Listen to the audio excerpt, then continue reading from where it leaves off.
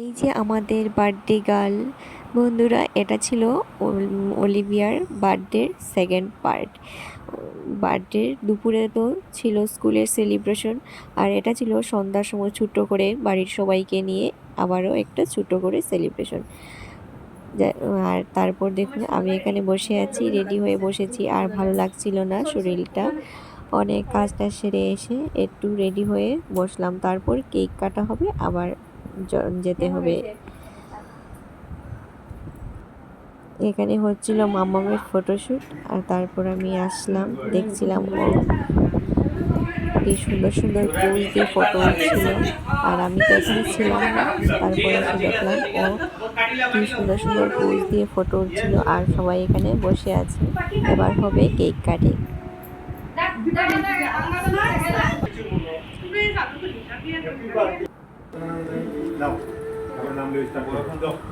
এই যে মাম্মামের doll cake, ওর দুটো কেক ওর বায়না মতো বানানো হয়েছে। ওর বায়না ছিল ডোরিমন কেক লাগবে, তাই ওকে একটা ডোরিমন কেক বানিয়ে দিয়েছি, যেটা ও ওর স্কুলে ফ্রেন্ডসদের সাথে কাটিং করেছে। আর এটা ছিল ডল কেক।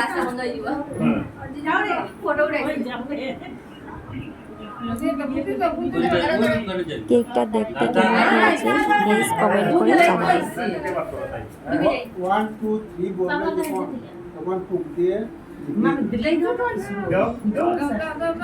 এবার হবে cake cutting. Happy birthday to you, happy birthday to you, happy birthday dear you, happy birthday to you, happy birthday. Happy birthday to you.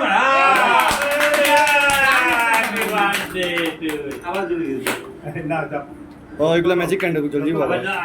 ওই সুন্দর অলিভিয়া জানে কেমন নেবে।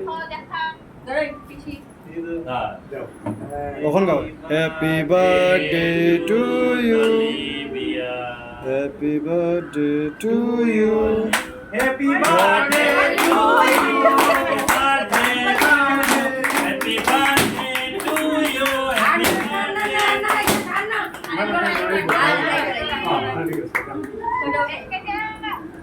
ভেবেছিলাম মাম্মাম কান্না করবে নাকি, কিন্তু ও কান্না করেনি। খুব সুন্দরভাবে বার্থডে সেলিব্রেশন করেছে।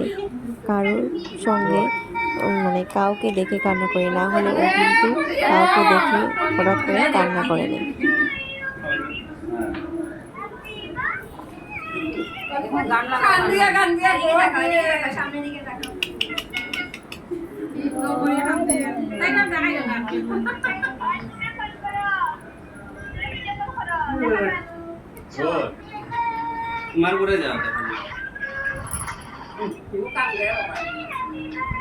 তারপর ওকে আমরা খাইয়ে দিচ্ছিলাম পায়েস, যেটা ছাড়া জন্মদিন যেমন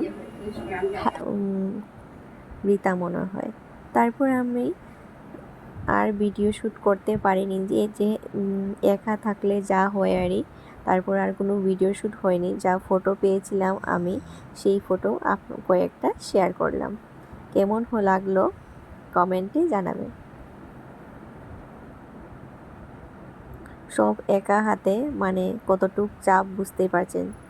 যদিও আমাদের বাড়ির সবাই, তাও এটা ছিল মাম্মামের বার্থডে মেনু।